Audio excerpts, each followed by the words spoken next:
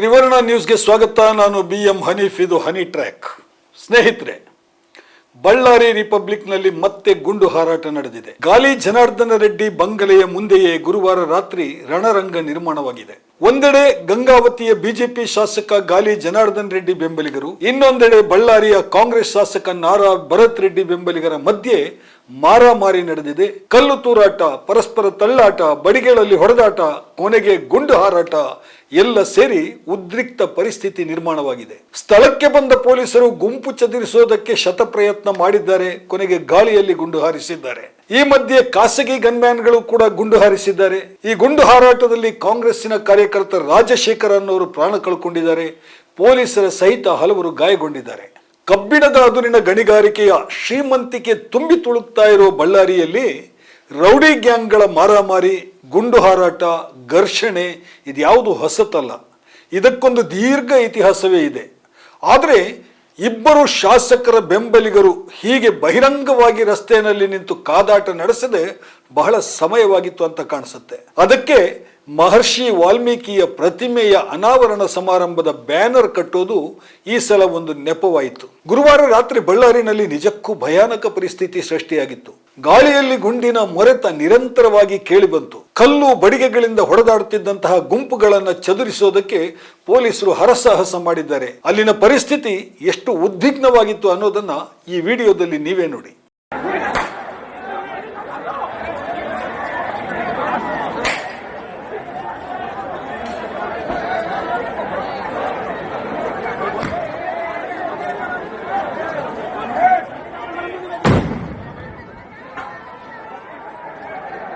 ರಾತ್ರಿ ಸಾವಿರಾರು ಜನರು ಶಾಸಕ ಜನಾರ್ದನ ರೆಡ್ಡಿ ಮನೆ ಮುಂದೆ ಗುಂಪು ಸೇರೋದಕ್ಕೆ ಏನ್ ಕಾರಣ? ಗುಂಪು ಘರ್ಷಣೆಗೆ ಮೊದಲು ಪ್ರಚೋದನೆ ಕೊಟ್ಟವರು ಯಾರು? ಗುಂಪು ಘರ್ಷಣೆಯ ಸಂದರ್ಭದಲ್ಲಿ ಯಾರೆಲ್ಲ ಗುಂಡು ಹಾರಿಸಿದ್ದಾರೆ? ಕಾಂಗ್ರೆಸ್ ಕಾರ್ಯಕರ್ತನನ್ನ ಬಲಿ ತೆಗೆದುಕೊಂಡಂತಹ ಗುಂಡು ಹಾರಿಸಿದ್ದು ಯಾರು? ಯಾವ ಪಿಸ್ತೂಲಿನಿಂದ ಆ ಗುಂಡು ಹಾರಾಟ ನಡೆಯಿತು? ಅಥವಾ ಗುಂಡು ಹಾರಾಟಕ್ಕೆ ಉದ್ದ ನಳಿಕೆಯ ಕೋವಿಯನ್ನು ಬಳಸಿದ್ದಾರಾ? ಈ ಎಲ್ಲ ಪ್ರಶ್ನೆಗಳು ಈಗ ಚರ್ಚೆಯ ವಿಷಯವಾಗಿದೆ. ಈ ಎಲ್ಲ ಪ್ರಶ್ನೆಗಳ ಕುರಿತು ವಿವರ ನೀಡ್ತೀನಿ. ಅದಕ್ಕೂ ಮುನ್ನ ಒಂದು ಮಾತು, ನೀವು ನಮ್ಮ ಚಾನೆಲ್ಗೆ ಇನ್ನೂ ಸಬ್ಸ್ಕ್ರೈಬ್ ಆಗಿಲ್ಲ ಎಂದಾದಲ್ಲಿ ಈಗಲೇ ಸಬ್ಸ್ಕ್ರೈಬ್ ಆಗಿ. ದಯವಿಟ್ಟು ಈ ವಿಡಿಯೋವನ್ನು ಕೊನೆವರೆಗೆ ನೋಡಿ.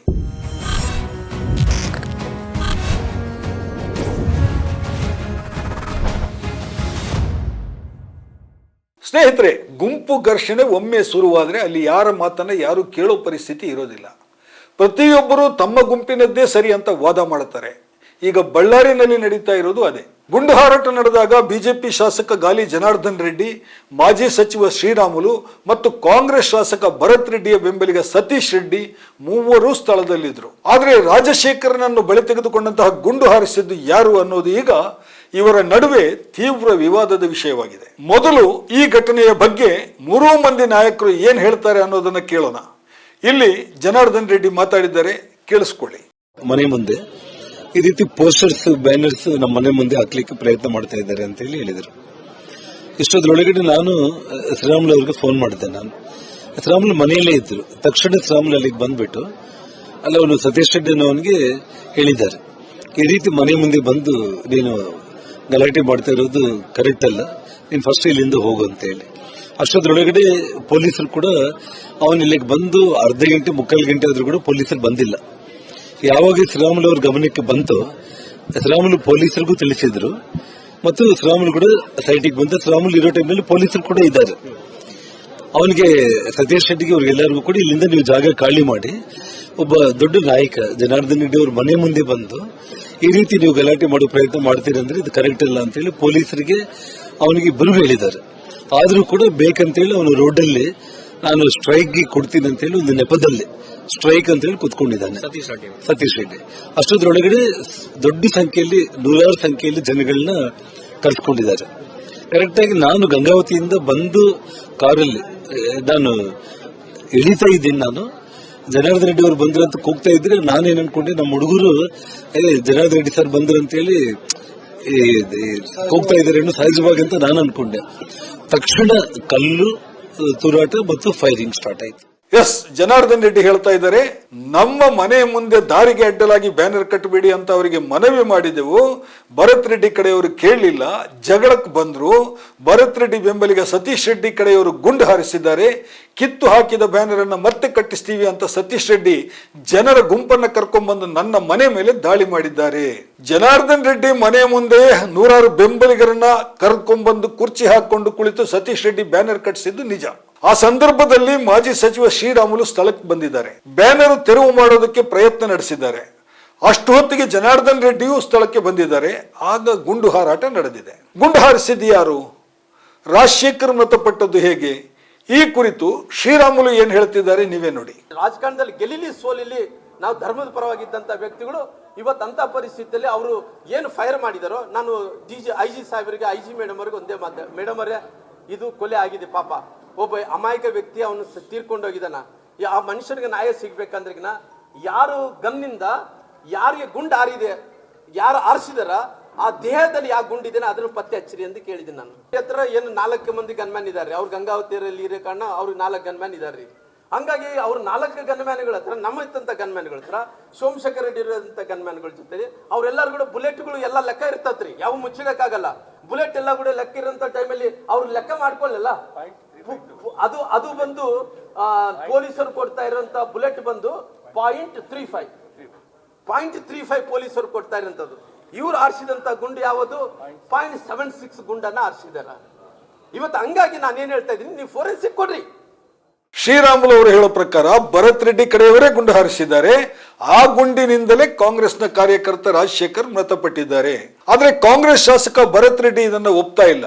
ಗುಂಡು ಹಾರಿಸಿದ್ದು ಜನಾರ್ದನ್ ರೆಡ್ಡಿ ಕಡೆಯವರೇ ಅಂತ ಅವರು ವಾದ ಮಾಡ್ತಾ ಇದ್ದಾರೆ. ಅವ್ರ ಮಾತುಗಳನ್ನು ಕೇಳಿಸ್ಕೊಳ್ಳಿ. ಅಭಿಮಾನ ಇರುತ್ತದ್ದು, ಇಷ್ಟಕ್ಕಂದ್ರೆ ಜಾಸ್ತಿ ಅಭಿಮಾನ ಇವನಿಂದ ಎಕ್ಸ್ಪೆಕ್ಟ್ ಮಾಡಕ್ ಆಗಲ್ಲ ಅಂತ ಹೇಳಕ್ ಇಚ್ಛೆ ಪಡ್ತೀನಿ. ಇವತ್ತು ಅವನಕಂದ್ರೆ 30 ವರ್ಷ 35 ವರ್ಷ ಚಿಕ್ಕ ಹುಡುಗನಾದ್ರೂ ಅವನ ಮಗನ ವಯಸ್ಸಾಗಿದ್ದವನೇ ಆಗಿದ್ರು. ಇವತ್ತು ನನ್ನ ಹುಡುಗ ಇವತ್ತು ಬುಲೆಟ್ ಬಿದ್ದು ಏನು ತೀರ್ಕೊಂಡು ಹೋಗಿದೆ ನನ್ನ ಹುಡುಗ. ಅದೇ ಇವಾಗೇನು ನಮ್ತಾಗ ಏನು ಇಲ್ಲ ಅಂತ ಹೇಳಕ್ಕಿಲ್ಲ, ಎಲ್ಲ ನಮ್ಮ ಹತ್ರನೂ ಇದೆ. ಆದ್ರೆ ಇವತ್ತು ಅಜ್ಜನ ಕಾರ್ಯಕ್ರಮ ನಡಿಬೇಕು, ಬಳ್ಳಾರಿ ಶಾಂತಿಯುತವಾಗಿ ಇರ್ಬೇಕಂತೇಳಿ ಇವತ್ತು ಸುಮ್ಮನೆ ಇದೀನಿ ಹೊರತು ಇವತ್ತು ಇಲ್ಲಾಂದ್ರೆ ಇಲ್ಲಿಂದನೇ ಮನೆ ಸುಟ್ಟು ಮತ್ತೆ ವಾಪಸ್ ಹೋಗ್ತಿದೆ ಅಂತ ಹೇಳಕ್ ಇಚ್ಛೆ.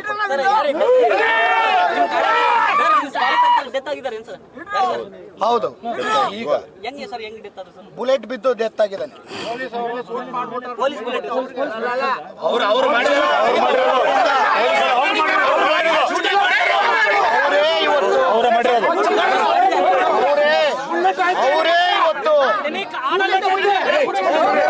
ಅವರೇ ಇವತ್ತು ಒಂದ್ ನಿಮಿಷ ಅವರೇ ಇವತ್ತು ಒಂದೇ ನಿಮಿಷ ಅವರೇ ಇವತ್ತು ಆ ವಾಲ್ಮೀಕಿ ತಾತನ ಕಾರ್ಯಕ್ರಮ ನಡಿಬಾರ್ದು. ಈ ಬಳ್ಳಾರಿ ಜಿಲ್ಲೆಯಲ್ಲಿ ವಾಲ್ಮೀಕಿ ತಾತನ ಕಾರ್ಯಕ್ರಮ ಇಷ್ಟು ಅದ್ದೂರಿಯಾಗಿ ನಡೆದ್ರೆ ನಾವು ಇಷ್ಟು ವರ್ಷಗಳಿಂದ ವಾಲ್ಮೀಕಿ ಅಜ್ಜನಿಗೆ ನಾವೇನು ಮಾಡೋಕ್ಕಾಗಿಲ್ಲ. ಇವತ್ತು ಕಾಂಗ್ರೆಸ್ ಪಕ್ಷದವ್ರು ಬಂದು ಮಾಡಿದಾರೆ ಅಂತೇಳಿ ಅವ್ರಿಗೆ ಎಲ್ಲಿ ಅವಮಾನ ಆಗುತ್ತಂತೇಳಿ ಆ ಅಜ್ಜನ ಮೇಲೆ ಸಿಟ್ಟಿಂದ, ನನ್ನ ಮೇಲೆ ಸಿಟ್ಟಿಂದ ಒಂದು ಸಾಮಾನ್ಯ ಹುಡುಗನ್ನ ಇವತ್ತೇನು ಬಲಿಯನ್ನು ತಗೊಂಡಿದ್ದಾರೆ, ಅದಕ್ಕೆ 100ರಷ್ಟು ಅನುಭವಿಸಷ್ಟು ನಾನು ಮಾಡೇ ಮಾಡ್ತೀನಿ ಅಂತ ಹೇಳಕ್ ಇಚ್ಛೆ ಪಡ್ತೀನಿ. ಎಲ್ಲರ ಮಾತುಗಳನ್ನು ಕೇಳಿಸ್ಕೊಂಡ್ರಲ್ವಾ ಸ್ನೇಹಿತರೆ? ಸತ್ಯಕ್ಕೆ ಹಲವು ಮುಖಗಳಿವೆ. ಅದನ್ನ ಕಂಡು ಹಿಡಿಯೋದು ಸರ್ಕಾರದ ಕೆಲಸ. ನಿಜಕ್ಕೂ ಗುಂಡು ಹಾರಿಸಿದ್ದು ಯಾರು ಅನ್ನೋ ಪ್ರಶ್ನೆಯನ್ನ ಬೆಂಗಳೂರಿನಲ್ಲಿ ಪತ್ರಕರ್ತರು ಗೃಹ ಸಚಿವ ಡಾಕ್ಟರ್ ಪರಮೇಶ್ವರ್ ಅವರಿಗೆ ನೇರವಾಗಿ ಕೇಳಿದ್ದಾರೆ.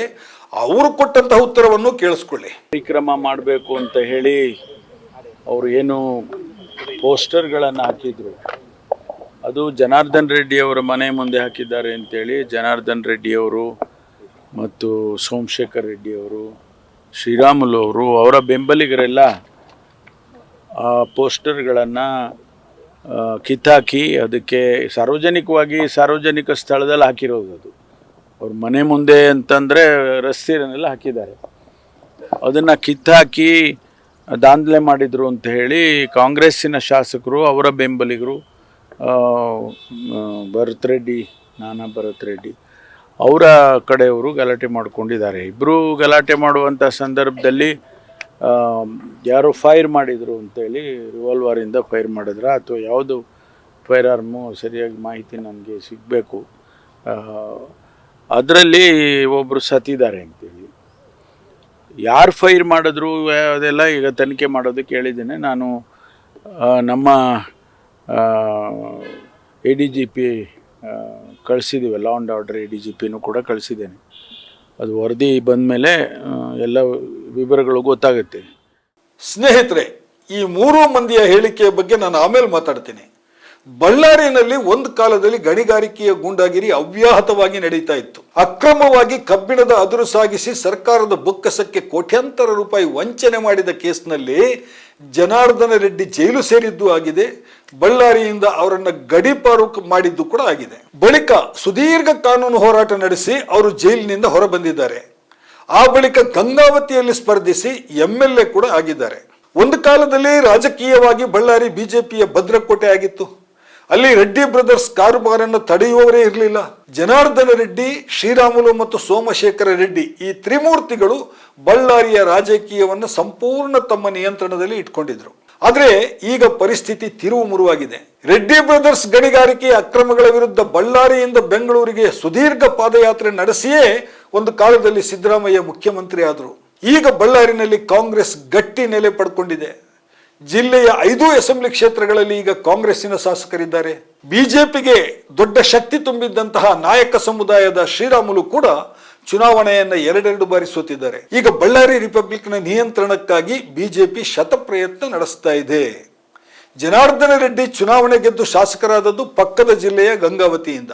ಆದರೆ ಅವರ ಮುಖ್ಯ ನೆಲೆ ಇವತ್ತಿಗೂ ಕೂಡ ಬಳ್ಳಾರಿಯೇ ಆಗಿದೆ. ಅವರ ಭವ್ಯ ಬಂಗಲೆ ಈಗ ಇವತ್ತಿನ ಘರ್ಷಣೆಯ ಕೇಂದ್ರ ಬಿಂದುವಾಗಿದೆ. ಇಲ್ಲಿ ನಿಮಗೆ ತೋರಿಸಿದ ಅಷ್ಟು ವಿಡಿಯೋಗಳಲ್ಲಿ ಯಾವ ಪಕ್ಷದ ನಾಯಕರು ಯಾವ ಭಾಷೆಯಲ್ಲಿ ಮಾತಾಡ್ತಾ ಇದ್ದಾರೆ ಅನ್ನೋದನ್ನ ಸ್ವಲ್ಪ ಮತ್ತೊಮ್ಮೆ ಗಮನಿಸಿ.